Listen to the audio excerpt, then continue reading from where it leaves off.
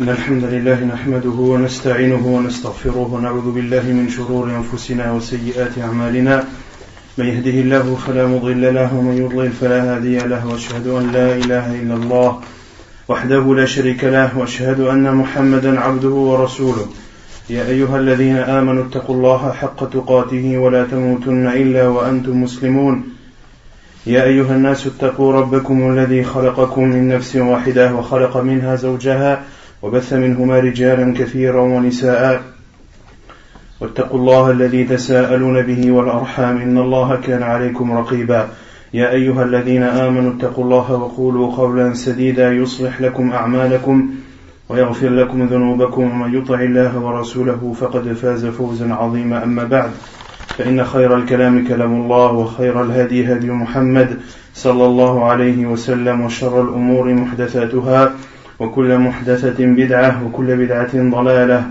وكل ضلالة في النار أما بعد. Donc nous continuons l'explication du livre Al-Wajiz fi fiqh sunnati wal kitab al-aziz, l'essentiel dans la compréhension du Coran et de la sunna du prophète sallallahu alayhi wa sallam. Nous sommes toujours dans le livre du mariage. La semaine dernière, on avait continué de parler sur le fait que le mari doit avoir un bon comportement envers son épouse, doit se comporter avec elle de la meilleure des façons, et que ceux qui ont un comportement semblable à celui-ci, le prophète sallallahu alayhi wa sallam les informe qu'ils font partie des meilleurs. Et ensuite, on a parlé pour celui qui a plusieurs femmes, celui qui est marié à plus d'une épouse, qu'il lui est obligatoire d'être juste entre elles. Qu'est-ce qu'on avait dit sur ce point précis, sur le fait d'être juste? Qu'est-ce que cela signifie? Non. Être juste sur les choses matérielles. Ahsan, c'est d'être juste entre elles sur les choses matérielles de la vie, comme par exemple la nourriture, les vêtements, le logement et tout ce qui est en rapport avec les choses matérielles.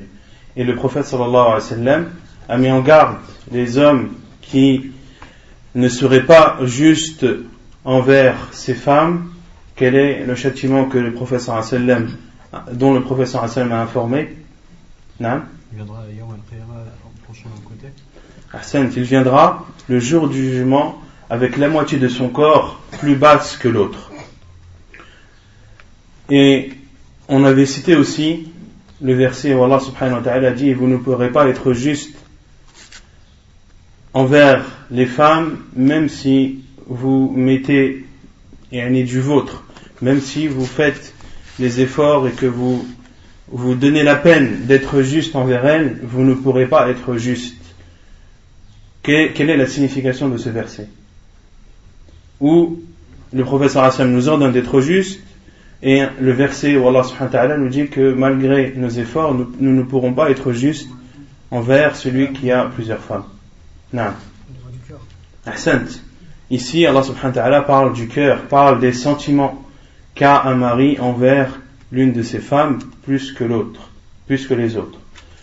Et ce verset ne concerne que les sentiments que l'être humain ne peut pas contrôler, ne peut pas diriger et ne peut pas peser. Et si tu aimes, si tu as plus d'affection et si tu as plus de sentiments envers une de tes femmes plus que l'autre, c'est contre ta volonté. Allah subhanahu wa ta'ala a créé l'être humain ainsi. Et c'est comme cela, c'est ainsi qu'il faut comprendre ce verset, et non pas le comprendre que vous ne pourrez pas être juste dans les choses matérielles. C'est dans les choses, et dans les choses qui sont en rapport avec le cœur et les sentiments. Et on avait cité des preuves sur cela que le prophète sallallahu alayhi wa sallam lui-même avait plus d'affection envers Aïcha radiyallahu anha, plus que ses autres épouses, mais que cela n'empêchait pas le prophète sallallahu alayhi wa sallam d'être juste avec ses épouses dans les choses matérielles, même lorsque le prophète sallallahu alayhi wa sallam était fortement malade ou gravement malade. Ensuite, on a cité le nombre de femmes qui nous est autorisé en islam au mariage, qui sont au nombre de 4 au maximum. Et on avait cité les preuves de cela dans le Coran le verset connu, mariez-vous avec les femmes qui vous plaisent, 2, 3 ou 4. Et dans la sunna du professeur sallam, quelle est la preuve que le nombre est limité à 4? Non? Quand il y a un sahabi, un homme qui s'est reconverti à l'islam, il est venu voir le prophète, il lui a dit j'ai 8 femmes. Non? Le prophète lui a dit garde-en 4. Il y a plusieurs hadiths. Un des compagnons radiallahu anhu qui s'est converti avait sous sa tutelle 8 femmes et un autre qui en avait 10. Et à chacun d'eux, le professeur Hassan m'a dit garde-en 4 et sépare-toi des autres. Ensuite, on a parlé des femmes qui nous sont interdites au mariage. On a cité le verset dans Surat An-Nisa où Allah subhanahu wa ta'ala cite de façon détaillée les femmes ou les catégories de femmes qui nous sont interdites.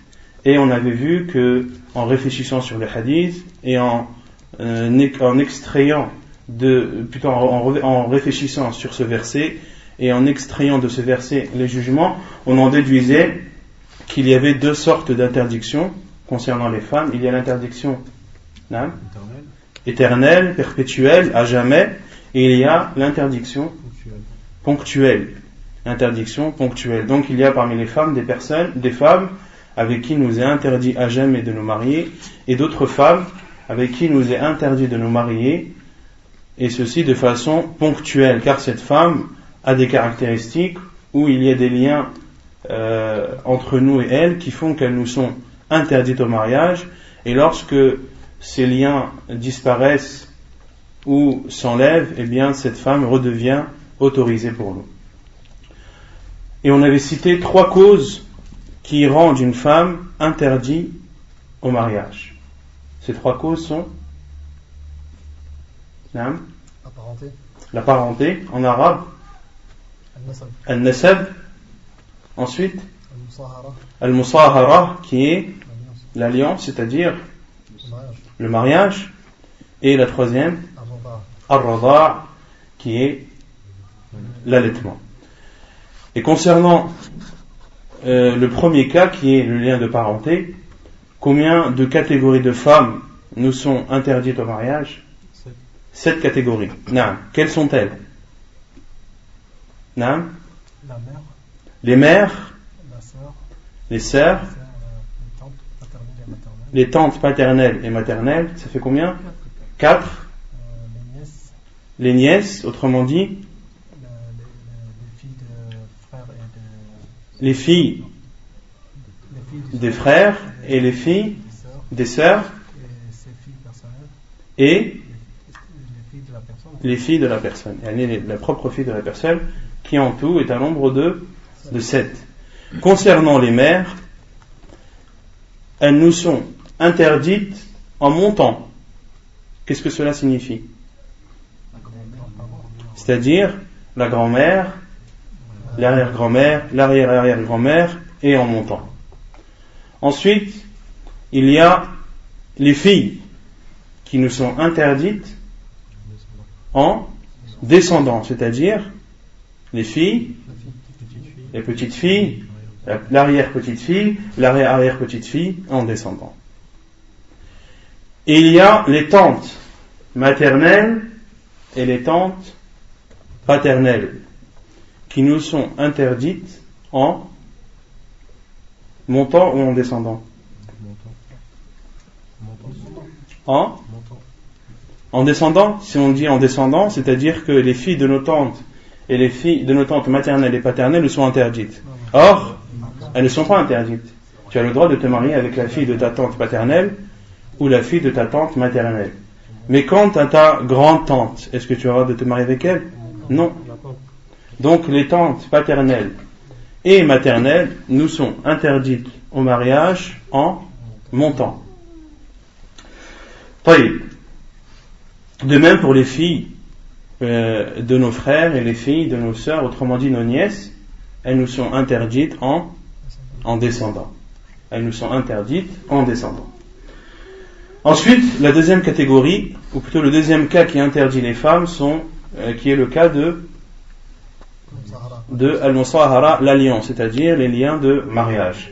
La première personne qui nous est interdite au mariage par cause d'alliance est la belle-mère. Et elle nous est interdite à partir du moment où le contrat du mariage est établi. Et cette interdiction est une interdiction pour toujours, est une interdiction à jamais perpétuelle. C'est-à-dire qu'à partir du moment où tu te maries avec ta femme, ta belle-mère devient pour toi une femme interdite au mariage à jamais, à vie. Ensuite, il y a la fille de la femme qu'on épouse. Et cette fille, elle nous est interdite au mariage à condition, à condition que le mariage ait été consommé. À condition que le mariage ait été consommé. Ensuite, il y a la troisième catégorie de femmes qui nous sont interdites au mariage de façon perpétuelle. La fille de son enfant. La femme de son enfant. La femme du fils. La femme de son fils, autrement dit, sa belle-fille est interdite au mariage de façon perpétuelle. Et la quatrième catégorie de femmes qui nous sont interdites au mariage par cause d'alliance, la femme du père qui nous est interdite au mariage à partir du moment où le contrat de mariage a été conclu, même si le mariage n'a pas été consommé. De même pour la belle-fille envers son beau-père. À partir du moment où le contrat de mariage a été conclu entre cette fille et son fils, eh bien, elle devient pour lui interdite au mariage à jamais. Et toutes ces femmes qui nous sont interdites au mariage, nous sommes considérés vis-à-vis d'elles comme des maharim. Comme des maharim, donc nous avons le droit de rester tête à tête avec elles, nous avons le droit de les voir découvertes, les cheveux découverts, ce qu'elles ont le droit de montrer à leurs proches. On avait déjà parlé de cela. Et il nous est autorisé également de voyager avec elles. Ensuite, il y a le troisième cas qui interdit les femmes au mariage, qui est l'allaitement. L'allaitement. Et Allah subhanahu wa ta'ala, lorsqu'il a parlé de l'allaitement dans le Coran, quelle catégorie de femmes il nous interdit? La mère. Aïwa. La fille de la mère. La mère de lait et la sœur de lait. J'ai mal compris. La fille de la mère. Voilà, c'est ce que j'ai dit. Donc c'est ta sœur de lait. Donc les mères de lait et les filles de lait nous sont interdites au mariage, et ceci est cité dans le Coran. Or, les catégories de femmes qui nous sont interdites au mariage par cause d'allaitement sont au nombre de... Les deux, allaitement, 2. Non, le nombre total est 2. Les deux catégories sont celles citées dans le Coran. L'allaitement? Non. Pas les deux qu'on vient de citer? Si, les deux qu'on vient de citer sont interdites dans le Coran. Mais combien en tout il y a de catégories de femmes qui nous sont interdites par cause d'allaitement? 8 ou 7? 8, ça revient comme l'allaitement, comme d'après le hadith qu'on avait cité. Non. Ce qui nous est interdit par cause de lien de sang nous est interdit par cause d'allaitement. Or, on a dit que les causes du lien de sang sont au nombre de 7. Pourquoi 8 alors? C'est 8 femmes. Mais c'est... Non? Donc c'est 8 femmes alors qui sont interdites. 7 catégories de femmes. Dans le verset, c'est combien qui sont interdites? Dans le verset 2. Mais dans le hadith du prophète sallallahu alayhi wa sallam, comment on déduit les autres catégories, autres que la mère de lait et la sœur de lait? On l'a déduit du hadith du prophète sallallahu alayhi wa sallam qu'on a vu la semaine dernière. Ar-rada'a tuharrimu ma yuharrimu al-wilada. Que l'allaitement interdit ce qu'interdit l'accouchement. Autrement dit, ce qui est interdit par les liens de parenté est interdit également par les liens de lait. Les femmes, les catégories de femmes qui nous sont interdites par cause d'allaitement. Il y a la mère de lait. Ensuite, la sœur de lait. Ensuite, la mère de lait, c'est-à-dire la grand-mère. La grand-mère de lait. Ensuite, la grand-mère du côté du père, c'est-à-dire la mère du... la grand-mère maternelle de lait et la grand-mère paternelle de lait. Ensuite, les tantes de lait maternelle et les tantes de lait, comment? Paternelle. Et les petits-enfants des enfants de...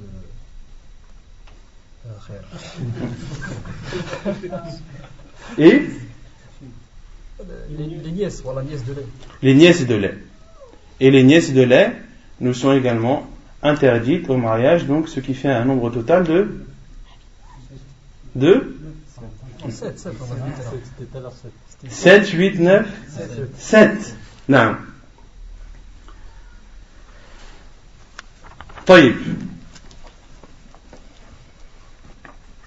Ensuite, on s'était arrêté sur ar-rada', l'allaitement, qui interdit justement le fait de nous marier avec ces 7 catégories de femmes. Quel genre d'allaitement nous interdit cela? Et avant d'entamer ce chapitre, on avait cité une chose importante la semaine dernière, c'est que les liens de lait ne concernent que l'enfant allaité, et non les proches de cet enfant allaité. Donc si toi tu as été allaité par une femme, cette femme est considérée pour toi comme ta mère de lait. Mais ton frère à toi, est-ce que cette femme est considérée comme sa mère de lait? Non. Les jugements ne concernent que l'enfant qui est allaité. طيب. يقول المؤلف الرضاع الذي يثبت به التحريم عن عائشة قالت قال رسول الله صلى الله عليه وسلم لا تحرم المصة والمصتان حديث صحيح رواه مسلم والترمذي وعن أم الفضل أن نبي الله صلى الله عليه وسلم قال لا تحرم الرضعة أو الرضعتان أو المصة والمصتان حديث صحيح رواه مسلم والنسائي. Donc selon Aïcha radiyallahu anha, le prophète sallallahu alayhi wa sallam a dit: n'interdit pas ou ne rend pas interdit, autrement dit, ne rend pas interdit les femmes ar-rad'atu wa ar-rad'atan, l'allaitement, un allaitement ou deux. Un allaitement ou deux. Hadith authentique rapporté par Muslim. Ou al-massa, c'est plus précis que l'allaitement, c'est la tétée. Al-massa en arabe, c'est la tétée. C'est lorsque le nourrisson tète le sein de sa mère ou le sein de la femme qui l'allaite.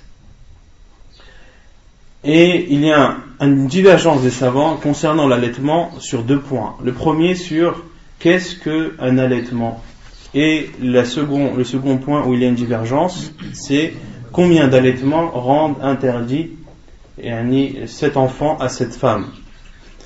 Concernant qu'est-ce qu'un allaitement, est-ce que c'est une tétée? Qu'est-ce qu'une tétée? Est-ce que c'est le fait que le nourrisson tète le sein de sa mère ou de la femme qui l'allaite, et lorsqu'il retire sa bouche, cela est considéré comme une tétée, et lorsqu'il réintroduit le téton dans sa bouche, cela est considéré comme une deuxième? Ou bien alors, est-ce que l'allaitement, c'est tout simplement une assise? C'est tout simplement une assise. Il y a une divergence des savants à ce sujet, et l'avis le plus sûr, wallahu a'lam, c'est que ce qui est interdit, ce qui définit l'allaitement, c'est l'assise. C'est l'assise. C'est-à-dire que la femme allaite son enfant jusqu'à ce qu'il soit rassasié. Que cet enfant ait retiré sa bouche ou non. Que cet enfant ait retiré sa bouche, que ce nourrisson ait retiré sa bouche ou non, et plusieurs fois, même s'il a retiré sa bouche du téton 4, 5, 6 fois, 10 fois durant cette assise, elle est considérée comme un allaitement. Ça, c'est l'avis le plus sûr des savants, parmi eux Cheikh Ibn Taymiyyah rahimahullah, parmi eux Cheikh Al-Albani rahimahumallah ta'ala. Et concernant le nombre d'allaitements minimum qui rend cet enfant interdit à cette femme, il y a une divergence de savants. Certains disent 3 et d'autres disent 5. Ceux qui disent 3 utilisent ce hadith de Aïcha radhiyallahu anha où le professeur Hassan a dit ne rend pas interdit une tétée ou deux. Autrement dit, rend interdit 3 tétées ou plus. Mais ce n'est pas l'avis le plus sûr, wallahu a'lam. Pourquoi? Car il y a un autre hadith, le hadith de Aïcha radhiyallahu anha, qui est clair et explicite. Comme le dit l'auteur, وعن عائشة رضي الله عنها قالت كان فيما أنزل من القرآن 10 رضاعات معلومات يحرمن ثم نسخن ب5 معلومات فتوفي رسول الله صلى الله عليه وسلم وهن فيما يقرأ من القرآن. حديث صحيح رواه مسلم. La preuve, c'est le hadith de Aïcha radhiyallahu anha qui dit où il est descendu dans le Coran, où il a été révélé dans le Coran 10 tétés bien définis, bien séparés, yuharrim, ce sont ces 10 tétés ou ces 10 allaitements qui rendent interdit cet enfant à cette femme qui l'allaite. Puis ces 10 ont été abrogés par 5 bien définis, autrement dit par 5 allaitements. فَتُوفِيَ رَسُولُ اللَّهِ صَلَّى اللَّهُ عَلَيْهِ وَسَلَّمَ وَهُنَّ فِيمَا يُقْرَأُ مِنَ الْقُرْآنِ. Et lorsque le prophète sallallahu alayhi wa sallam est décédé, cela est resté sur ce dernier point qui est de 5 allaitements. Et c'est l'avis le plus sûr que le nombre minimum d'allaitements est de 5.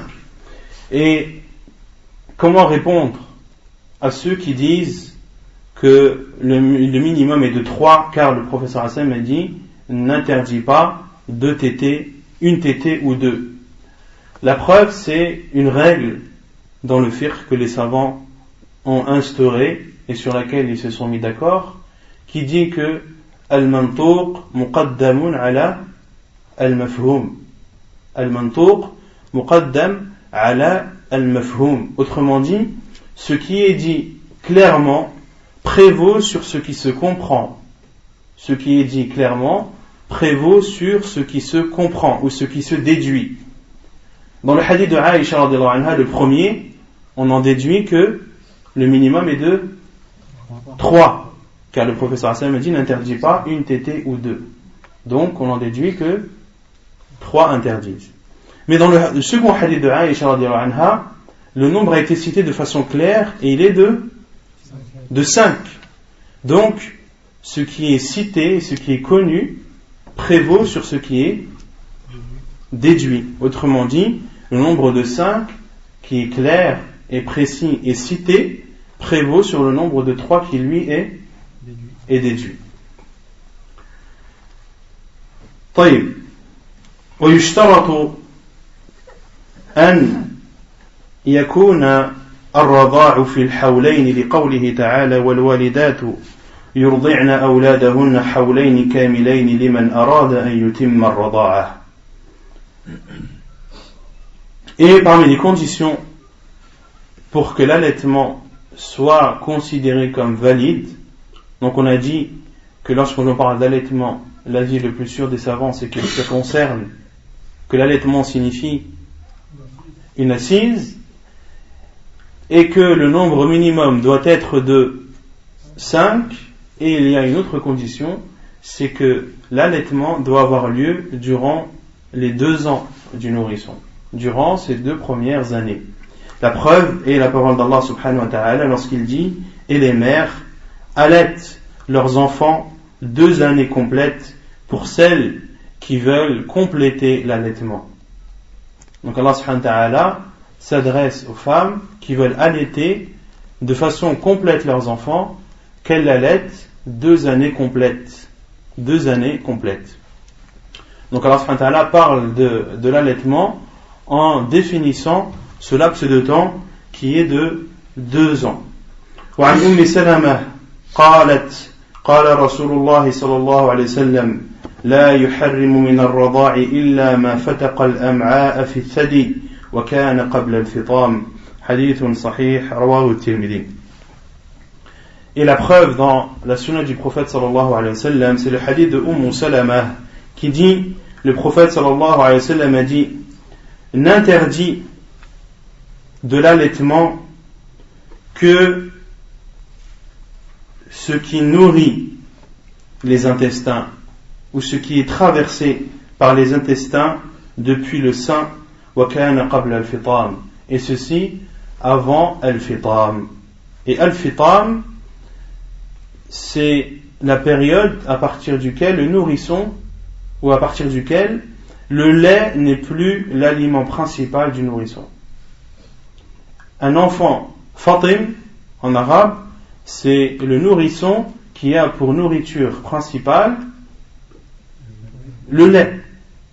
À partir du moment où il se nourrit d'autre que le lait, et que cette nourriture est sa nourriture principale, alors il n'est plus considéré comme étant fatim, comme étant un nourrisson. Et le professeur Hassan a dit, n'interdit pas, c'est-à-dire que cet enfant n'est pas interdit pour la femme qui l'allaite que lorsque le lait traverse les intestins, lorsqu'il n'y a que le lait qui traverse les intestins, ou autrement dit, lorsque les intestins sont nourris par ce qui sort des seins, autrement dit, le lait. Et à partir de ce hadith, il y a eu une divergence des savants. Certains n'ont pas considéré, après la connaissance de ce hadith, les 2 ans. Et on dit que pour que l'allaitement fasse ses effets et pour qu'il soit considéré comme étant valide, il faut que le nourrisson soit allaité pendant qu'il est fatim, c'est-à-dire pendant que le lait est considéré comme étant sa nourriture principale. Mais à partir du moment où cet enfant, le lait n'est plus pour lui sa source de nourriture principale, alors l'allaitement n'est pas considéré à cette période, même si cela entre dans les 2 ans. Même si cela entre dans les 2 ans. Et il y a une divergence des savants à ce sujet. Et Cheikh Al-Albani considère lui que c'est les 2 ans, Cheikh Al-Fawzan également. Quant à Cheikh Ibn Uthaymin, rahimahullah ta'ala, considère lui qu'on doit prendre en considération le moment où l'enfant dépend du lait et où il ne dépend pas du lait. S'il dépend du lait, que c'est sa nourriture principale, alors oui, l'allaitement est considéré. Et si c'est après que l'allaitement, ou après que l'enfant n'est plus dépendant du lait, alors l'allaitement n'est plus considéré comme valide. Et Cheikh Ibn Uthaymin, rahimahullah, parmi ses preuves, il dit car l'allaitement est pris en considération car il a de l'effet sur l'enfant et sur le nourrisson. Il a de l'effet lorsque c'est sa source principale de nourriture. Mais lorsque ce n'est plus sa source principale de nourriture, le lait n'a plus l'effet désiré qui justement est une des causes que cet enfant devienne interdit pour cette femme qui l'allaite. Wallahu a'lam. Quand tu dis sa nourriture principale, c'est qu'il boit que du lait, il peut manger. Un enfant, un nourrisson peut boire du lait et à côté de cela être nourri d'autres choses, de compote ou d'autres, ou de purée de fruits, etc.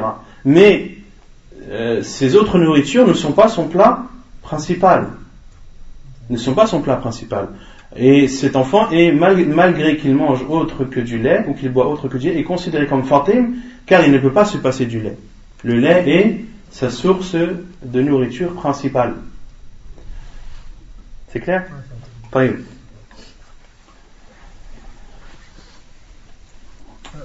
Non. Quand tu as dit assise, une assise c'est une tétée. C'est-à-dire, si la femme allaite l'enfant, même si elle reste 1 heure en train de téter, on dira que c'est qu'une fois. Non. C'est ça? Non. Il faut qu'il vienne 5 fois comme ça. Il faut qu'il y ait 5 assises bien définies. Autrement dit, une femme peut par exemple allaiter son enfant pendant 1 heure. D'accord? Puis, 2 heures après, elle réallaite cet enfant. Là, le laps de temps est bien défini. Les 2 assises sont bien distinctes, même s'il y a entre ces 2 assises que que 2 heures. Mais un enfant qui tète, puis qui retire sa bouche pendant 1 minute, le temps de reprendre son souffle, le temps de se reposer, puis sans être rassasié, puis retête une nouvelle fois, ceci n'est pas considéré comme une assise, c'est considéré comme une tétée, et ce qui est interdit, ce sont les assises. C'est comme les savants disent, c'est comme un repas. C'est comme un repas. Lorsque tu manges un repas, tu peux faire des interruptions. Tu as un repas devant toi, tu peux le manger en faisant des petites interruptions. Mais à la fin, tu as mangé combien de déjeuners? 1 ou 2? Un seul déjeuner. Même si, durant ce déjeuner, eh bien, tu as été amené à faire autre chose ou à t'arrêter quelque temps, etc. Mais à la fin, tu as mangé un repas. Tu n'en as pas mangé 2 ou 3 ou 4. Et on est de même pour l'allaitement des enfants. Wallahu a'lam. Et donc, concernant l'allaitement, il y a l'allaitement de celui qui a dépassé les 2 ans. De celui qui a dépassé les 2 ans, et on en avait parlé vaguement la semaine dernière lors des questions-réponses, c'est concernant l'allaitement du grand. L'allaitement du grand, autrement dit, de celui qui a plus de 2 ans. Il y a un hadith du prophète sallallahu alayhi wa sallam où Salim, Mawla Abi Hudayfa, radiyallahu anhu, qui était marié à Sahla bint Suhayl. Sahla bint Suhayl avait, depuis son plus jeune âge, chez elle, Salim, qui était le serviteur de Abu Hudayfa, le mari de Sahla bint Suhayl. Et lorsque cet enfant Salim a grandi dans leur maison et qu'il a atteint l'âge de la puberté, Sahla bint Suhayl a posé la question au prophète sallallahu alayhi wa sallam et lui a exposé le problème en lui disant que cet enfant est depuis chez eux, depuis tout petit, et que c'est elle qui l'a élevé, que c'est elle qui l'a éduqué, etc., mais que maintenant il a atteint l'âge, maintenant c'est un homme et il a atteint l'âge de la puberté, et que cela était pour elle un poids difficile à surmonter, car elle devait se couvrir devant elle, etc., et cela est très difficile envers une personne qui vit dans la même maison. Et le prophète sallallahu alayhi wa sallam lui a dit: Ardi'i tahrumi alayhi, allaite-le et tu seras interdite pour lui. Allaite-le et tu seras interdite pour lui. Et concernant ce hadith du prophète sallallahu alayhi wa sallam qui est authentique, c'est un hadith authentique, il y a 3 avis des savants dessus. Certains savants ont dit que ce hadith a été abrogé. Que ce hadith a été abrogé par d'autres hadiths où le prophète sallallahu alayhi wa sallam définit, comme celui qu'on a vu, le hadith de Salama, où le prophète sallallahu alayhi wa sallam a dit: tant que le lait nourrit les intestins. Et d'autres savants ont dit: cela est propre à Salim, le serviteur de Abu Hudayfa radiyallahu anhu. Et d'autres savants ont dit que cela peut être fait si la personne se trouve dans la même circonstance que Salim et que la femme qui l'a éduquée, Suhayla ou Sahla bin Suhayl. La majorité des savants considèrent que cela est propre à Salim, Mawla Abi Hudayfa, et que le prophète sallallahu alayhi wa sallam a dit cela, a donné ce jugement, mais que ce jugement est propre à Salim radiyallahu anhu. Et ça, c'est l'avis de la plupart des savants, parmi eux Cheikh Ibn Uthaymin et beaucoup d'autres. Et d'autres savants, comme Cheikh l'Islam Ibn Taymiyyah rahimahullah, comme Cheikh l'Albani rahimahullah, eux considèrent que non, que celui qui est dans ce cas, celle qui a élevé un enfant depuis son plus jeune âge, et même si c'est des cas qui arrivent maintenant de plus en plus, de façon très rare maintenant à notre époque, mais ça peut arriver. il peut arriver par exemple que par exemple un couple, un père et une mère donnent leur fils à par exemple un de leurs frères ou un de leurs sœurs qui ne peuvent pas avoir d'enfant, sans informer cet enfant que ce n'est pas ses parents. Et cet enfant grandit dans la maison de ces deux personnes qui sont par exemple sa tante ou son oncle, en pensant que ce sont ses parents. Et une fois atteint l'âge de la puberté, cet enfant découvre que en réalité ces personnes ne sont pas ses parents. Ne sont pas ses parents, et que par exemple celui qu'il pensait être son père n'est autre que son oncle. Et donc la femme de son oncle n'est pas interdite pour lui. La femme de l'oncle n'est pas considérée comme une femme interdite au mariage, n'est pas considérée comme une femme interdite au mariage. Dans des cas comme celui-ci, il est autorisé à cette femme d'allaiter ou de donner du lait à cet enfant pour qu'il devienne pour elle interdit. C'est l'avis de Cheikh al-Islam ibn Taymiyyah, c'est l'avis de Cheikh al-Albani rahimahullah. Ils disent lorsque un cas similaire à celui de Salim arrive, eh bien il est autorisé de procéder à ce moyen pour faciliter la vie dans cette maison. Et les savants mettent en garde sur ceux qui prendraient des facilités ou se précipiteraient dans n'importe quel cas d'utiliser ce moyen. Ce moyen doit être utilisé en cas de force majeure et bien sûr ne doit être utilisé qu'après avoir posé la question à un savant en lui expliquant la situation et en demandant si cela est autorisé ou non. Mais de faire cela de sa propre initiative, cela n'est pas autorisé car il y a derrière des conséquences qui sont très importantes. De devenir interdit à une femme, cela est quelque chose qui ne doit pas venir de la personne elle-même, mais doit venir, ou ce jugement doit être donné par un savant de l'islam, comme l'a fait Sahala bint Suhayl. Elle a demandé au prophète sallallahu alayhi wa sallam, car c'était un sujet important et une question importante. Et concernant les liens de parenté et les liens de lait, il y a une différence entre les liens de parenté et les liens de lait. Est-ce que tu dois subvenir aux besoins de ta mère, de ta vraie mère, de ta mère de sang? Oui ou non? Oui. Si ta mère est dans le besoin et que qu'elle n'a plus de mari, que ton père est décédé, eh bien c'est une obligation pour son fils de subvenir à ses besoins. Est-ce qu'il en est de même pour la mère de lait? Non. La mère de lait, il n'est pas obligatoire de subvenir à ses besoins. Il n'est pas obligatoire de subvenir à ses besoins. Donc les liens de parenté et les liens de lait interdisent les mêmes catégories de femmes, mais ne donnent pas les mêmes jugements. Est-ce que ta mère de lait hérite de tes biens si tu meurs? Non.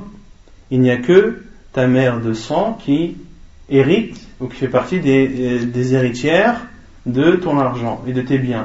Quant à la mère de lait, les sœurs de lait, le père de lait n'ont aucune part d'héritage. Donc lorsqu'on dit, le professeur Hassan a dit yahrumu, interdit. Le professeur Hassan a dit interdit les liens de lait, ce qu'interdit l'accouchement. Mais le professeur Hassan n'a pas dit que tous les jugements qui sont en rapport avec les liens de sang sont les mêmes que... Voilà. Par exemple également, dans les sentences ou dans la loi du talion, lorsque une femme tue son fils, en islam, est-ce qu'on applique la loi du talion? Non, c'est interdit. Une femme, parmi les spécificités de la mère dans les sentences, c'est que la loi du talion n'est pas appliquée sur elle lorsqu'elle tue son fils. Mais une mère de lait qui tue son fils de lait, est-ce que la loi du talion s'applique sur elle? Oui, elle s'applique sur elle, car ce jugement est propre à la mère de sang et non à la mère de lait. Il y a beaucoup d'autres jugements similaires à celui-ci, et ce qu'il faut retenir, c'est que la mère de lait, elle nous est interdite, c'est-à-dire que on n'a pas le droit de se marier avec elle, qu'on a le droit de rester tête à tête avec elle, etc. etc. Et concernant les femmes qui nous sont interdites au mariage de façon perpétuelle et de façon éternelle et à vie, il y a une autre catégorie de femmes que l'auteur n'a pas citée. Ce sont ce que les savants appellent al-mar'atu al-mula'ana. Al-mar'atu al-mula'ana. Qu'est-ce que signifie al-mar'atu al-mula'ana? C'est la femme qui risque la malédiction. C'est une femme qui risque la malédiction. Quand est-ce que ce cas arrive? Lorsque un homme accuse sa femme d'adultère. Lorsqu'un homme accuse sa femme d'adultère, il doit apporter 4 témoins. Il doit apporter 4 témoins, et non pas n'importe quel témoin, mais 4 témoins oculaires. 4 témoins oculaires, c'est-à-dire qui ont vu la scène de leurs propres yeux. Et comme l'a dit Omar al-Khattab radiyallahu anhu, comme un seau entre dans un puits. Il faut 4 témoins qui ont vu la scène de leurs propres yeux comme un seau entre dans un puits. Et ceci nous montre la gravité d'accuser quelqu'un d'adultère. Et que pour ramener 4 témoins oculaires, il faut vraiment que ce soit une situation très rare et des contextes très précis. Très très rare, très difficile de réunir 4 témoins oculaires. Ce n'est pas 1, ce n'est pas 2, ce n'est pas 3, mais c'est 4. Et celui qui accuse quelqu'un d'adultère sans apporter 4 témoins oculaires, quel est le jugement en islam? 80 coups de fouet. وَلَا تَقْبَلُوا لَهُمْ شَهَادَةً أَبَدًا. Et de ne jamais accepter d'eux un témoignage à jamais. Il n'a pas le droit d'accuser quelqu'un d'adultère s'il ne ramène pas 4 témoins oculaires. Et donc, dans le cas où le mari accuse sa femme d'adultère sans apporter les 4 témoins, la femme a le droit de dire au juge que la peine soit appliquée sur son mari, que les 80 coups de fouet soient appliqués sur lui. Sauf dans un cas, lorsque le mari et la femme acceptent de jurer chacun d'eux 4 fois. De jurer 4 fois. Autrement dit, que le mari dise « Je jure par Allah que ma femme a fait l'adultère. Je jure par Allah que ma femme a fait l'adultère. Je jure par Allah que ma femme a fait l'adultère. Je jure par Allah que ma femme a fait l'adultère. » Et dans la 5e, il doit dire « Et que la malédiction d'Allah soit sur moi si je fais partie des menteurs. » Et le juge s'adresse à la femme. Et la femme doit dire « Je jure par Allah qu'il n'a pas dit vrai. Je jure par Allah qu'il n'a pas dit vrai. Je jure par Allah qu'il n'a pas dit vrai. Je jure par Allah qu'il n'a pas dit vrai. » Et la 5e, « Anna radab Allahi alayha in kana min as-sadiqin. » Et à la 5e fois, elle doit dire « Et que le courroux d'Allah, que la colère d'Allah soit sur moi si il fait partie des véridiques. » Que la colère d'Allah soit sur moi si il fait partie des véridiques. Et à ce moment, le juge doit séparer ce mari, cet homme, de cette femme. Ils sont séparés à vie. طيب يقول المؤلف المحرمات مؤقتا. Donc ensuite, après avoir parlé des femmes qui nous sont interdites de façon perpétuelle, à vie, il y a maintenant les femmes qui nous sont interdites temporairement, de façon ponctuelle. أولا الجمع بين الأختين لقوله تعالى وأن تجمعوا بين الأختين إلا ما قد سلف. La première catégorie, c'est, ou plutôt la première interdiction ponctuelle, c'est le fait de se marier avec deux sœurs. De se marier avec deux sœurs en même temps. D'être le mari de deux sœurs en même temps. La preuve est la parole d'Allah subhanahu wa ta'ala وَأَن تَجْمَعُوا بَيْنَ الْأُخْتَيْنِ إِلَّا مَا قَدْ سَلَفَ. Et de rassembler deux sœurs. Autrement dit, il vous est interdit de rassembler deux sœurs, c'est-à-dire de vous marier avec deux sœurs en même temps. إِلَّا مَا قَدْ سَلَفَ. Sauf pour ceux qui ont fait cela avant d'en connaître l'interdiction, alors Allah subhanahu wa ta'ala leur pardonne, mais ils doivent se séparer. Ou ils doivent se séparer de l'une d'elles. ثانيا الجمع بين المرأة وعمتها أو خالتها لحديث أبي هريرة أن النبي صلى الله عليه وسلم قال لا يجمع بين المرأة وعمتها ولا بين المرأة وخالتها. La deuxième catégorie de femmes qui nous sont interdites de façon ponctuelle, c'est le fait de se marier avec une femme et sa tante paternelle ou avec une femme et sa tante maternelle. La preuve est le hadith de Abu Huraira radiyallahu anhu, un hadith authentique rapporté par Al-Bukhari et Muslim, où le prophète sallallahu alayhi wa sallam a dit de ne pas rassembler entre une femme et sa tante paternelle, ni entre une femme et sa tante maternelle. Qu'il est interdit à un homme de se marier avec la tante paternelle de sa femme alors qu'il est encore marié avec sa femme. Et de même pour la tante maternelle. Et les savants ont dit ceci pour éviter de couper les liens de parenté. Car en général, ce qui est connu de façon générale, ce n'est pas tout le temps, et heureusement, entre les deux femmes, entre la première femme et la seconde, les relations ne sont pas toujours très bonnes. Il y a souvent des conflits, des divergences, de la zizanie, etc. Et le fait de donner à ton épouse comme deuxième femme sa tante, cela pourrait risquer au fur et à mesure du temps que ta femme ne parle plus à sa tante du fait qu'elle est considérée comme la deuxième femme de son mari. De même pour les sœurs. D'avoir deux sœurs, l'une comme première femme et l'autre comme seconde, cela peut créer des tensions entre elles et peut amener à ce que ces deux personnes, que leur lien de parenté soit touché ou affaibli. Et les liens de parenté en islam, c'est quelque chose de très important et chacun se doit de préserver ses liens.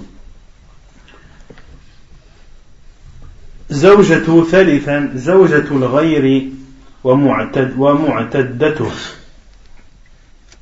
لقوله تعالى والمحصنات من النساء إلا ما ملكت أيمانكم أي حرمت عليكم المحصنات من النساء أي المتزوجات منهن إلا المسبيات فإن المسبية تحل لسابيها بعد الاستبراء وإن كانت متزوجة لحديث أبي سعيد.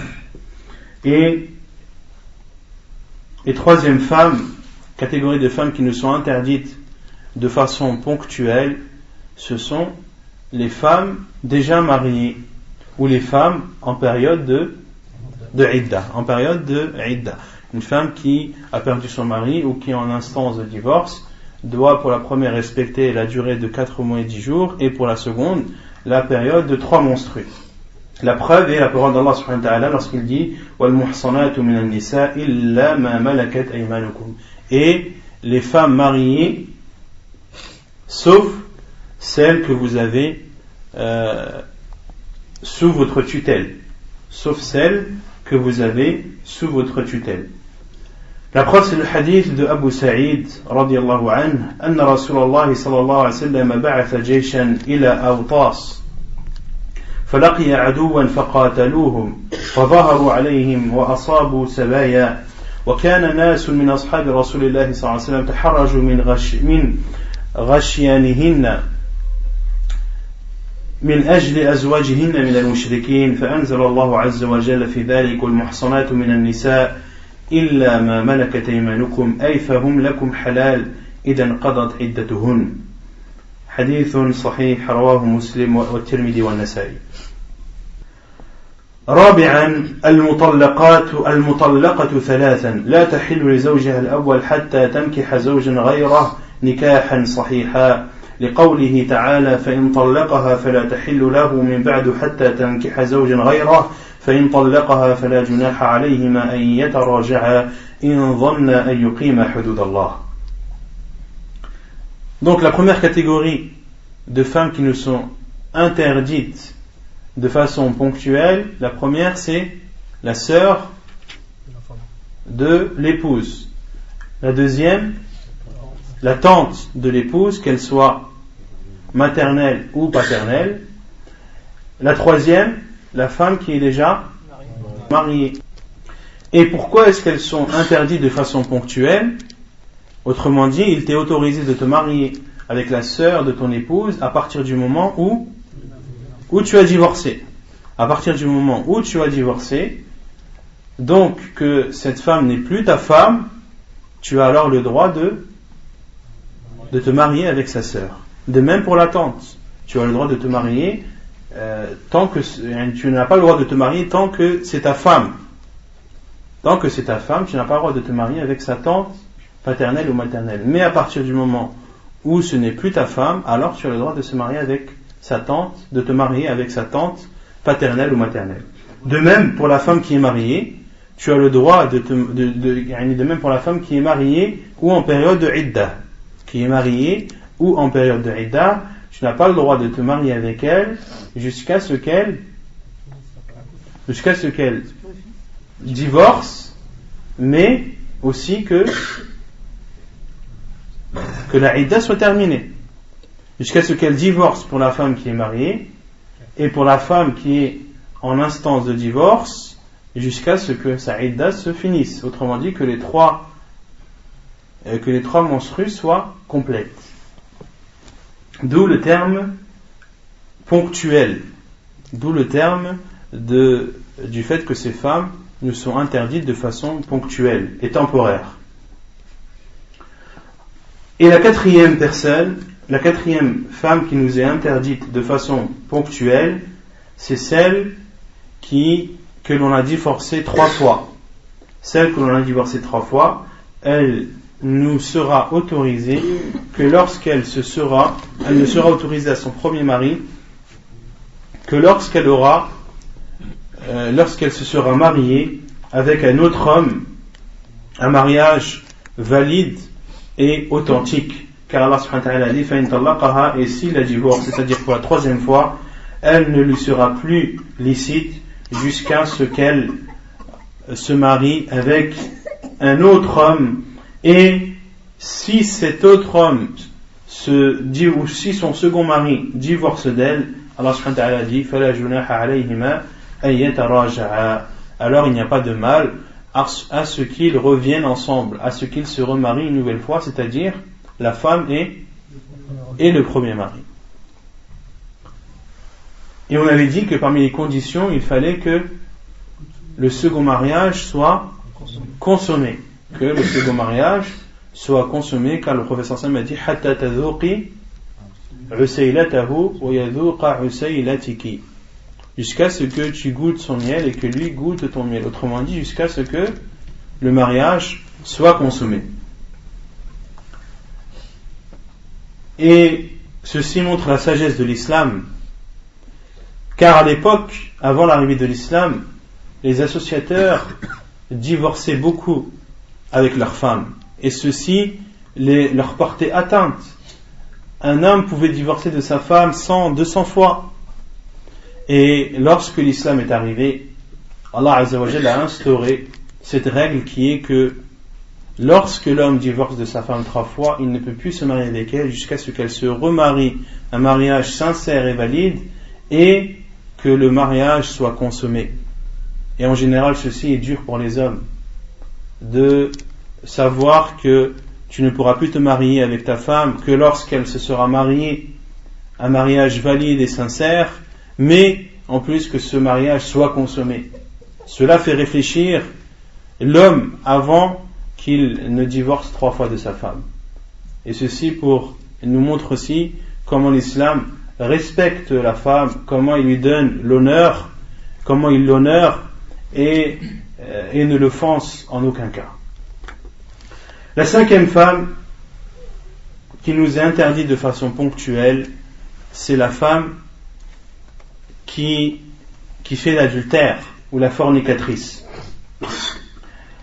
خامسا زواج الزانية لا يحل لرجل أن يتزوج بزانية ولا يحل للمرأة أن تتزوج بزان إلا أن يحدث كل منهما توبة لقوله تعالى الزاني لا ينكح إلا زانية أو مشركة والزانية لا ينكحها إلا زان أو مشرك وحرم ذلك على المؤمنين. De se marier avec un fornicateur ou une fornicatrice, l'auteur dit il est interdit ou il n'est pas autorisé à un homme de se marier avec une fornicatrice. De même qu'il est interdit à une femme de se marier avec un fornicateur, sauf si les deux proclament leur repentir. Sauf si les deux proclament leur repentir et se repentent de façon sincère en regrettant, en s'abstenant de ce péché et en ayant la conviction de ne plus recommencer. Les deux doivent proclamer leur repentir si les deux sont fornicateurs et qu'ils veulent se marier. Mais si un croyant veut se marier avec une fornicatrice, il n'a pas le droit jusqu'à ce qu'elle se repente. De même pour la femme qui désire se marier avec un homme qui est fornicateur, il ne lui est pas autorisé de se marier avec lui jusqu'à ce qu'il se repente et proclame se repentir. La preuve est la parole d'Allah subhanahu wa ta'ala lorsqu'il dit le fornicateur ne se marie qu'avec une fornicatrice ou une associatrice, et le fornicateur ou plutôt la fornicatrice ne se marie qu'à un fornicateur ou à un associateur. Et ceci est interdit pour les croyants. وعن عمرو بن شعيب عن أبيه عن جده أن مثرد ابن أبي مثرد الغنوي كان يحمل الأسار بمكة، وكان بمكة بغي يقال لها عناق، وكانت صديقته. قال جئت إلى النبي صلى الله عليه وسلم فقلت يا رسول الله أنكح عناقا؟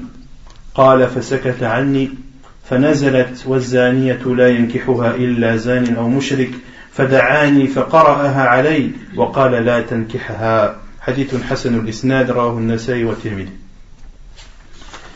La preuve dans la sunna du prophète sallallahu alayhi wa sallam qu'il est interdit de se marier avec une fornicatrice pour un homme et un fornicateur pour une femme, c'est ce qui était rapporté dans Sunan al-Nasa'i et Sunan al-Tirmidhi dans un hadith jugé bon selon Amr ibn Shu'aib, selon son père, selon son grand-père, qui rapporte que Mathrad ibn Abi Mathrad al-Ghanawi,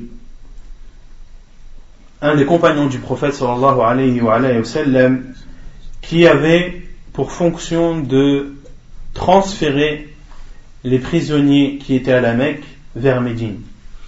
Il transférait les prisonniers qui étaient à la Mecque vers Médine. Ici dans le hadith, c'est la version de Abu Daoud. C'est la version de Abu Daoud qui stipule uniquement que Mathrad radiyallahu anhu transférait les prisonniers de la Mecque. Mais dans la version de Tirmidhi rahimahullah, qui est bonne aussi, qui est une version bonne, eh bien il y a plus d'informations, entre autres que Mathrad radiyallahu anhu transférait les prisonniers de la Mecque vers Médine. Et il y avait à la Mecque une prostituée qui se faisait appeler Anaq. Et il y avait à la Mecque une prostituée qui se faisait appeler Anaq, wa kanat sadiqatuh. Et cette femme était une amie de Mathrad lorsqu'il n'était pas musulman. C'était une de ses amies lorsqu'il n'était pas musulman. Et Mathrad radiallahu anhu est venu voir le prophète sallallahu alayhi wa sallam et lui a dit: ô envoyé d'Allah, puis-je me marier avec Anaq? Ça, c'est la version de Abu Daoud rahimahullah qui cite dans ce hadith le hadith de façon générale. Quant à la version de Tirmidhi rahimahullah, il y a plus de détails. Dans la version de Tirmidhi rahimahullah, il est cité que Mathrad radiallahu anhu, lorsqu'il s'est rendu à la Mecque et qu'il avait pour mission de transférer un prisonnier de la Mecque vers Médine, il s'est retrouvé à la Mecque près d'un mur dans une nuit éclairée par la pleine lune. Et Mathrad radiallahu anhu rapporte que Anaq, cette femme, a reconnu Mathrad de son ombre, a vu une ombre sur le mur, vu que la nuit était éclairée, et elle a reconnu l'ombre de Mathrad. Et lui a dit: Mathrad, est-ce que tu es Mathrad? Il a dit: oui, je suis Mathrad. Et elle lui a dit: viens comme invité chez moi ce soir. Et Mathrad radiallahu anhu a dit: Inna Allah harrama az-zina. Il lui a dit: ô Anaq, Allah subhanahu wa ta'ala a interdit la fornication. Puis qu'est-ce qu'elle a fait? Elle a appelé et a dit à certains mouchriquins que cet homme a pour mission de transférer les prisonniers de la Mecque vers Médine. Et Mathrad radiallahu anhu a dit: et il y avait 8 hommes qui me suivaient. 8 hommes me suivaient jusqu'à ce que je suis rentré dans une grotte, et ils sont rentrés aussi. Mais Allah Azza wa Jal a fait en sorte que ces 8 hommes ne le trouvent pas et ne le voient pas dans cette grotte, au point que Mathrad radiallahu anhu a dit que ces hommes avaient uriné dans la grotte et que l'urine était au niveau de sa tête, pour montrer comment il était proche d'eux, mais que malgré cela ils ne l'ont pas vu. Et lorsque ces hommes sont sortis, Mathrad radiallahu anhu est sorti aussi pour aller accomplir sa mission de transférer ce prisonnier de la Mecque vers Médine. Et c'est une fois qu'il est arrivé à Médine où Mathrad radiallahu anhu a dit au prophète sallallahu alayhi wa sallam: puis-je me marier avec Anaq? Et le prophète sallallahu alayhi wa sallam s'est tu. Comme le dit Mathrad, le prophète sallallahu alayhi wa sallam s'est tu. Et le verset où Allah subhanahu wa ta'ala a dit: وَالزَّانِيَةُ لَا يَنْكِحُهَا إِلَّا زَانٍ أَوْ مُشْرِكٍ. Et Allah Azza wa Jalla a révélé à son prophète sallallahu alayhi wa sallam le verset où il dit: et la fornicatrice ne se marie qu'avec un fornicateur ou un associateur. Et à ce moment, le prophète sallallahu alayhi wa sallam a appelé Mathrad et il lui a lu ce verset. Il lui a dit: La tankihha, ne te marie pas avec elle. Le prophète sallallahu alayhi wa sallam, après lui avoir lu ce verset, lui a dit: Ya Mathrad, ou Ya Mathrad, la tankihha, ne te marie pas avec elle. C'est clair? طيب الأنكحة الفاسدة, le chapitre des mariages qui ne sont pas valides, des mariages pervers et qui ne sont pas valides. أولا نكاح الشغار, وهو أن يزوج الرجل ابنته أو أخته أو غيرهما ممن له الولاية عليه على أن يزوجه الآخر أو يزوج ابنه أو ابن أخيه أو ابنته أو أخته أو بنت أخته أو نحوه. Nikah al-shirar, c'est le fait qu'un homme se marie ou marie sa fille à condition qu'un autre homme, le fait qu'un homme marie sa fille à un homme à condition que ce même homme marie sa fille à lui-même. Autrement dit, deux pères de famille, chacun a une fille. L'un dit à l'autre, je te marie à ma fille si toi tu me maries à ta fille. Ou je marie mon fils à ta fille si tu maries ton fils à ma fille, etc., etc.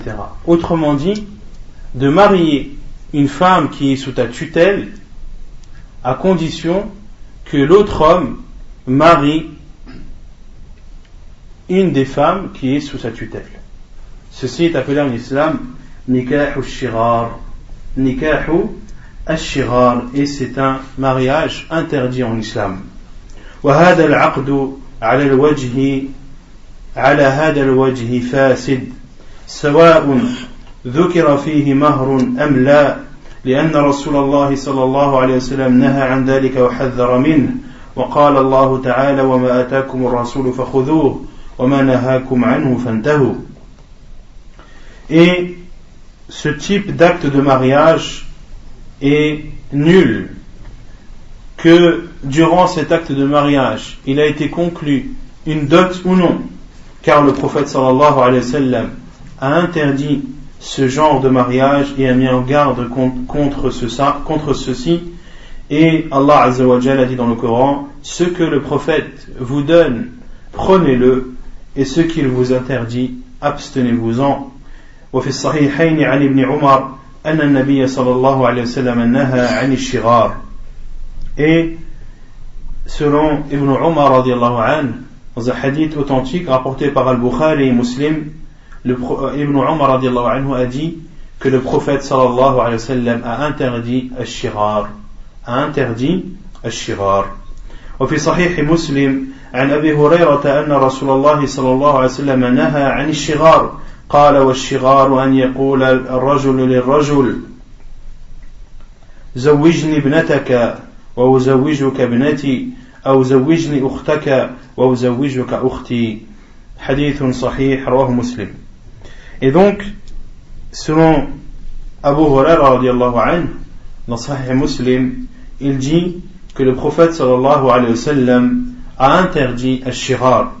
Puis Abu Huraira radiallahu anhu a dit al-shirar, c'est le fait qu'un homme dise à un autre, marie-moi à ta fille et je te marie à la mienne, ou marie-moi à ta sœur et je te marie à la mienne, et je te marie à ma sœur. وقال عليه الصلاة والسلام لا شغار في الإسلام. Et le prophète sallallahu alayhi wa sallam a dit point de shirar en islam. Point de shirar en islam. Hadith authentique rapporté par Muslim dans son Sahih. Non. Shirar, c'est que la définition qu'Abu Huraira a citée, c'est-à-dire marie-moi à ta fille, je te marie à la mienne. Non, comme on a dit, Abu Huraira a donné un exemple. En disant, comme un homme dit à un autre homme, je te marie à ma fille si tu me maries à la tienne, ou je te marie à ma sœur si tu me maries à la tienne. Mais ceci est seulement un titre d'exemple. Les savants ont dit, c'est le fait qu'un homme marie une femme qui est sous sa tutelle, à condition que l'autre homme marie également une de ses filles, une des femmes qui est sous sa tutelle. Il peut marier une femme, il demande à marier la fille d'un tel et qui marie son fils à. C'est la même chose aussi. Voilà, par exemple de dire, moi je marie par exemple ma sœur, je marie ma sœur à ton fils, je marie ma sœur à ton fils à condition par exemple que tu maries ta fille à mon neveu. Le shirar intervient lorsque l'homme marie une fille ou une femme qui est sous sa tutelle, une femme dont lui est tuteur, comme sa fille, sa sœur, etc. فهذه الأحاديث الصحيحة تدل على تحريم نكاح الشغار وفساده وأنه مخالف لشرع الله ولم يفرق النبي صلى الله عليه وسلم بين ما سمي فيه مهر وما لم يسمى فيه شيء. Et dans ces hadiths authentiques, il y a une preuve, comme le dit l'auteur, de l'interdiction de faire ash-shirar et de sa perversité, et que cela est contraire à la législation d'Allah subhanahu wa ta'ala. Et le prophète sallallahu alayhi wa sallam n'a pas différencié dans ceci les mariages de cette sorte où il y a été défini al-mahr, la dot, comme ceux où il n'y a pas été défini.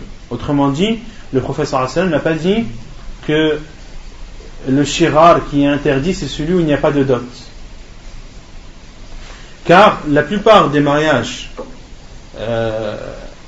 qui sont dans cette catégorie de shirar, beaucoup ne donnent pas de dot et considèrent la dot le fait de se mettre en accord, de dire voilà, moi je te donne ma fille si toi tu me donnes la mienne. Autrement dit, je t'ai déjà assez donné, je t'ai donné ma fille, donc je ne donnerai pas de mahr à ta fille puisque je t'ai déjà donné la mienne. Et le shirar qui est fait sans dot est pire que celui qui est fait avec dot.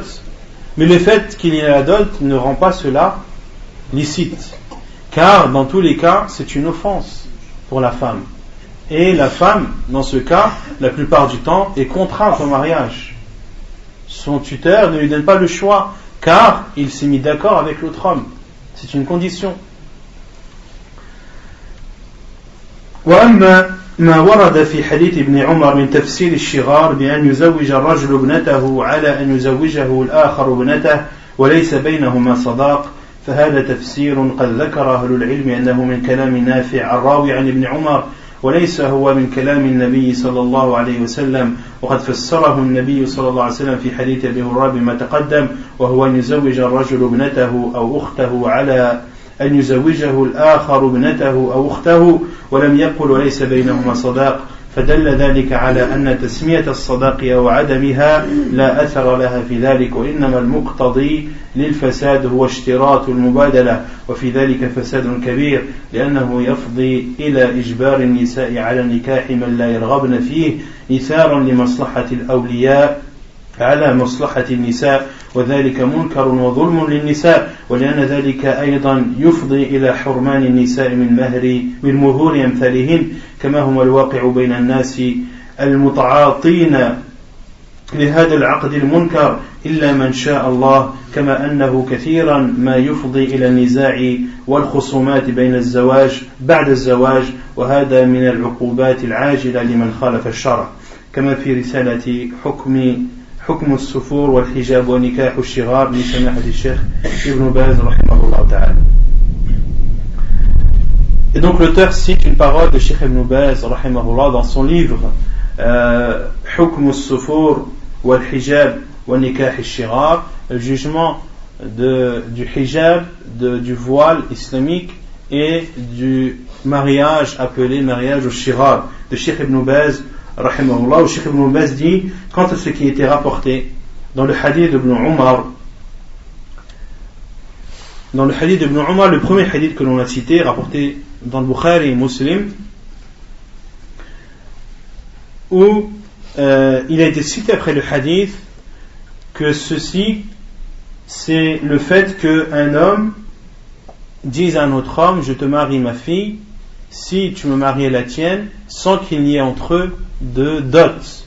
Ainsi a été rapporté après la version de Ibn Umar, où il dit le prophète sallallahu alayhi wa sallam a interdit de shirar, a interdit le mariage de shirar, puis Ibn Umar radiyallahu anhu a cité en expliquant que shirar c'est le fait qu'un homme dise à un autre homme je te marie à ma fille si tu me maries la tienne sans qu'il n'y ait entre eux de dot. Et Cheikh Ibn Baz rahimahullah dit quant à ce qui a été rapporté dans le hadith d'Ibn Umar dans l'explication du shirar que c'est le fait qu'un homme marie sa femme à condition que l'autre lui marie à sa fille sans qu'il n'y ait entre eux de dot, ceci est l'explication, ou cette explication, comme l'ont cité les savants, fait partie des paroles de Nafi', qui est le rapporteur de Ibn Umar. Nafi' qui rapporte de Ibn Umar. Et Nafi' était celui qui était au service de Ibn Umar radiallahu anhu. وليس هو من كلام النبي صلى الله عليه وسلم. Et ce n'est en aucun cas la parole du prophète صلى الله عليه وعلى آله وسلم. وقد فسره النبي صلى الله عليه وسلم في حديث أبي هريرة بما تقدم. Et le prophète صلى الله عليه وسلم a expliqué ceci dans le hadith de Abu Huraira comme cité précédemment. C'est le fait qu'un homme marie sa fille ou sa sœur à un autre homme à condition qu'il le marie à sa fille ou à sa sœur, et il n'a pas dit sans qu'il n'y ait entre eux de dot. Ceci est une preuve que de nommer la dot ou de ne pas la nommer, cela n'a aucune influence sur l'interdiction de ce mariage, et que cela mais ce qui rend ce mariage nul et pervers, c'est le fait de donner comme condition l'échange, de s'échanger chacune des femmes qui est sous sa tutelle. Et il y a dans cela une grande turpitude, car cela amène à obliger les femmes au mariage, ou à obliger les femmes de se marier avec des hommes qu'elles ne désirent pas, et en précédant dans cela les biens des tuteurs ou le plaisir des tuteurs au bien et au bonheur de la femme. Et ceci est un mal immense et une grande offense vis-à-vis des femmes. Et également cela amène pour ceux qui font ce mariage sans dot de priver des femmes de leur droit qui est la dot, comme cela est connu chez ceux qui ont l'habitude de faire ce genre de mariage qui est un mal, sauf ce qu'Allah subhanahu wa ta'ala veut. De même que cela est une source de problème après le mariage, le fait de marier une femme avec un homme qu'elle ne désire pas est sans doute et sans aucun doute un moyen qui va faire que les problèmes après ce mariage vont se multiplier. Et Cheikh Ibn Baz dit et ceci, le fait que les problèmes interviennent par la suite est une punition d'Allah subhanahu wa ta'ala dans cette vie d'ici-bas pour ceux qui ont contredit sa législation. C'est clair? Non. C'est le mariage, c'est nul. C'est nul, non. Donc il est nul le mariage. Le mariage est nul, non. Nikahul muhallil. Nikahul al-muhallil. Donc le mariage de l'autorisation. On avait déjà parlé de ce type de mariage qui est le fait que personne s'entend pour non. Si par exemple une femme qui a été divorcée, une femme qui a été divorcée 3 fois, ouais. Et qu'elle veut retourner avec son premier mari, et qui veut retourner avec son premier mari, alors ils essaient de trouver une entente avec un autre homme pour qu'elle puisse se marier, pour divorcer, pour retourner avec son mari. Voilà. Et qu'un homme se marie avec elle dans le seul but qu'elle soit licite par la suite pour son premier mari. Le professeur Sam a maudit celui qui se marie et celui pour qui on s'est marié. وهو أن يتزوج المطلقة 3 بعد انقضاء عدتها ثم يطلقها لتحل لزوجها الأول. Donc c'est le fait de se marier avec une femme qui a été divorcée 3 fois après la fin de sa période de divorce, puis il la divorce pour qu'elle soit autorisée à son premier mari.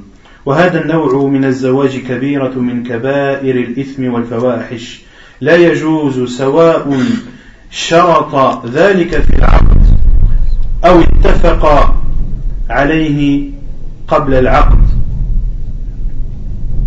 C'est quoi la dua quand il y a un orage? نعم. سبحان الذي يسبح الرعد بحمده والملائكة من خيفته. Non.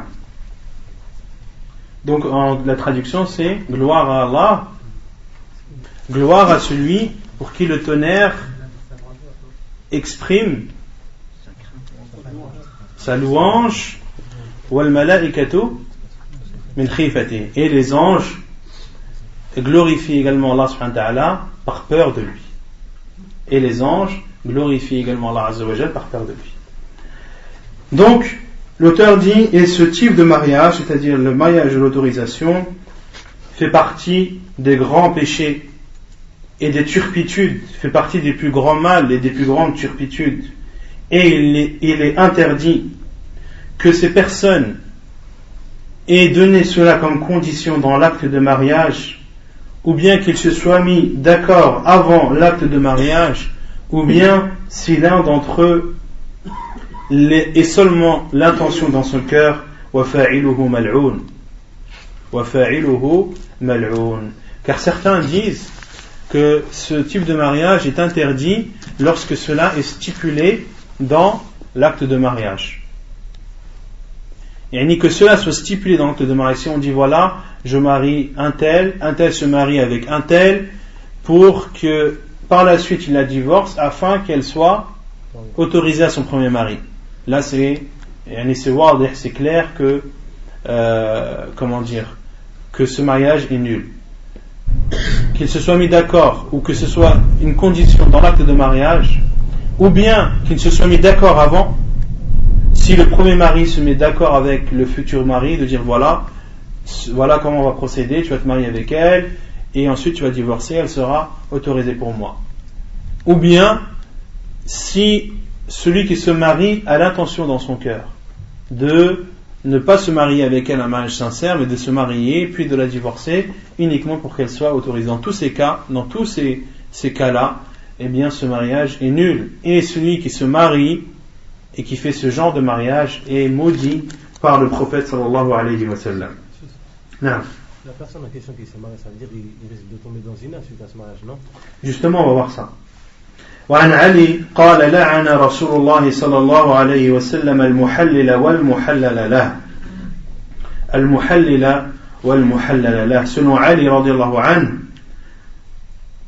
le prophète sallallahu alayhi wa sallam a maudit al-muhallil wal-muhallal lah.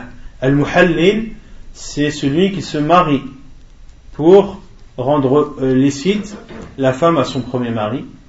Wal-muhallal lahu, c'est celui pour qui on s'est marié. Autrement dit, le premier mari. Dans ce hadith, le prophète sallallahu alayhi wa sallam a maudit le premier et le second mari.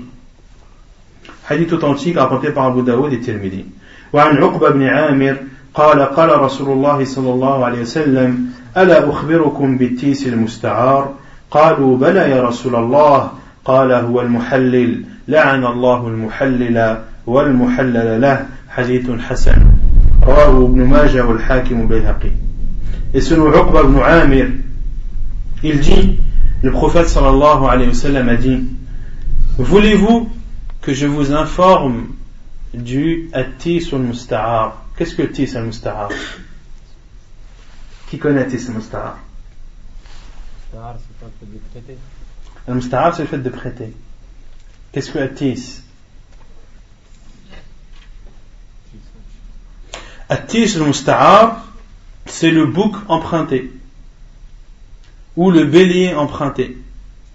Autrement dit, un éleveur qui n'a que des femelles, qui va voir un autre éleveur et lui dit prête-moi ton bélier ou prête-moi ton bouc pour qu'il monte sur les brebis et les chèvres afin pour qu'elle puisse se mettre bas par la suite. Le prophète sallallahu alayhi wa sallam a dit voulez-vous que je vous informe qui est le bouc emprunté? Ils ont dit bien sûr, ô envoyé d'Allah. Et le prophète sallallahu alayhi wa sallam a dit huwa al-muhallil, c'est celui qui se marie avec une femme, un mariage non sincère uniquement pour rendre cette femme autorisée au premier mari. Le prophète sallallahu alayhi wa sallam l'a considéré comme un animal.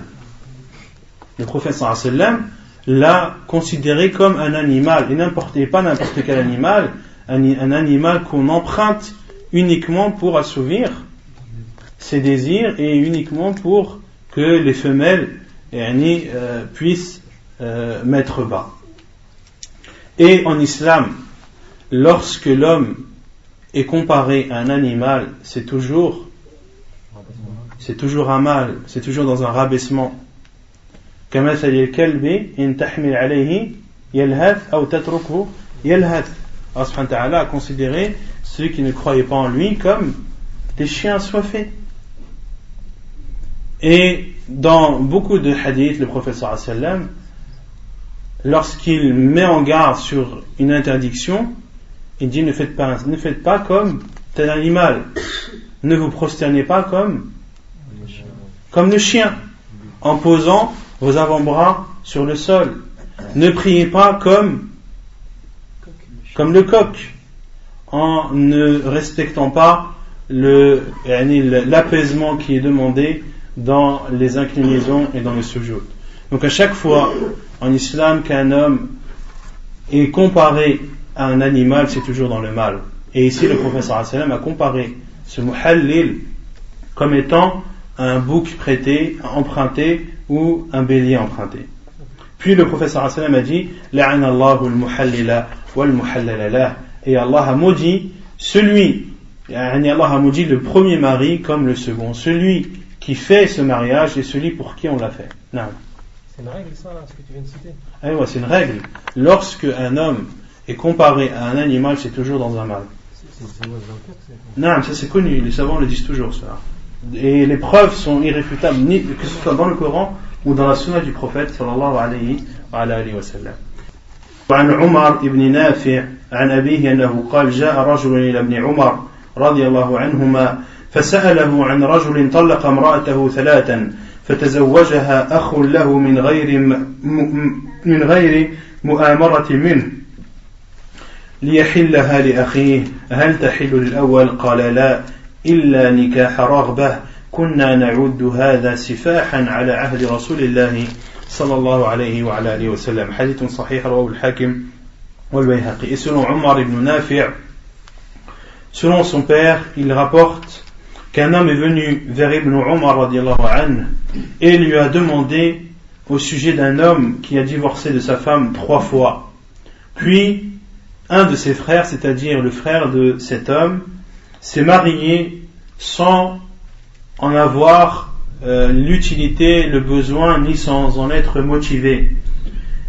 Et ceci uniquement pour rendre cette femme licite à son frère. Est-ce que cette femme, malgré que son frère se soit marié, devient licite pour son premier mari? Et Ibn Umar a dit là, non, elle ne devient pas licite pour lui, illa nikah raghbah, sauf si c'est un mariage voulu, sauf si son frère réellement voulait se marier avec cette femme en n'ayant pas l'intention de la divorcer, un mariage sincère, un mariage avec une bonne intention, que doit avoir tous ceux qui se marient, de vivre avec cette femme paisiblement, d'être heureux avec elle et de fonder une famille par la suite. Et Ibn Umar radiyallahu anhu a dit kunna na'uddu hada sifahan ala ahdi rasulillahi sallallahu alayhi wa sallam, et nous considérions cela comme de la fornication au temps du prophète sallallahu alayhi wa sallam. Et au temps du prophète sallallahu alayhi wa sallam, ceux qui faisaient ce genre d'acte, et bien cet acte était considéré comme de l'adultère et de la fornication au temps du prophète sallallahu alayhi wa sallam. Et ceci vient expliquer la parole du prophète sallallahu alayhi wa sallam lorsqu'il dit voulez-vous que je vous informe qui est le bélier ou le bouc emprunté, qu'on emprunte uniquement pour qu'il monte sur les femelles. Ainsi Ibn Umar informe qu'au temps du prophète sallallahu alayhi wa sallam, ceci était considéré comme de la fornication. Wal-'iyadhu billah. Wa naktafi bihadha al-qadr. Wa subhanaka Allahumma wa bihamdik ashhadu an la ilaha illa ant astaghfiruka wa atubu ilayk.